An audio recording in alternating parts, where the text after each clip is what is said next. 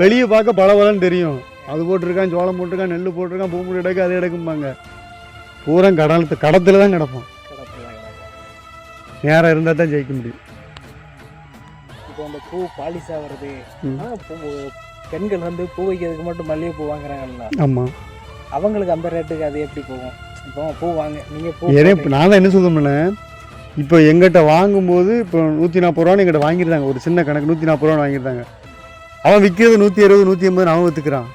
இடையில அந்த எங்களை இடையிலையும் மோசம் பண்ணிடுறாங்க. நிற்கும்போது ஒரு இடம் கூட சொன்னால் 1 200, 1 300 தள்ளிடுறாங்க. எல்லாம் பாதிக்கப்படுறது நாங்கள் தான், சம்சாரி தான். எங்கிட்ட வாங்குறவனு நிற்கிறவனு நல்லா தான் இருக்காங்க. நாங்கள் தான் கஷ்டப்பட்டுக்கிட்டு இருக்கோம். அந்த பூவை வாங்குறவன் நல்லா இருக்கான், நிற்கிறவன் நல்லா இருக்கான். இதெல்லாம் மாறணும்னா நம்ம என்ன பண்ணணும்? சரியான முறையில் இந்த கம்ப்யூட்டர் திராட்சை எல்லா இடத்துல வைக்காங்கல்ல, அப்படி வச்சிட வேண்டியது. கம்ப்யூட்டர் திராட்சை வச்சா பிரச்சனை இல்லை. 400 கிராம்னா 400 கிராம் தானே, கரெக்டாக இருக்கும்ல. இப்போ அவன் கஸ்டமருக்கு அளந்து போடும்போது கம்ப்யூட்டர் திராட்சையில் அளந்து போடுதான், திராட்சையில் அளந்து போட மாட்டேங்கான். ஆனால் நம்ம என்ன சொல்ல கேட்க மாட்டாங்க. சிஸ்டம் அவங்க எல்லாம் ஒன்றா இருக்குது. அவன் கஸ்டமருக்கு அளந்து விடும்போது 400 கிராம் கம்ப்யூட்டர் திராட்சை அளந்து போடுறான். அதை நம்ம பூவை அளக்க மாட்டான். ஆமாம் இருக்குல்ல.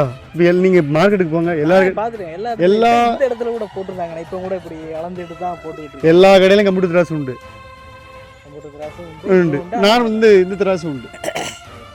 அப்போ எல்லாட்டையும் அது கம்ப்யூட்டர் திராட்சை இருக்குது. ஆனால் சம்சாரிகளுக்கு மட்டும் திராட்சையில் போடுவாங்க. 4 பேர் நல்லா இருந்தா சரி.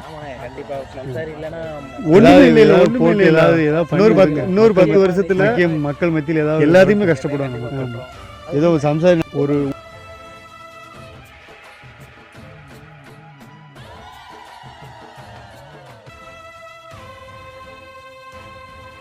இப்பவும் கொஞ்சம் கொஞ்சமா கஷ்டப்பட்டு இருக்காங்க.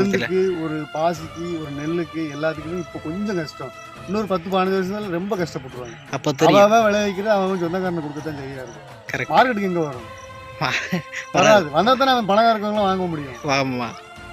அதனால இன்னொரு 10 வருஷம் ரொம்ப சங்கடம் இருக்கும். 10 வருஷத்துல ரொம்ப பெரிய.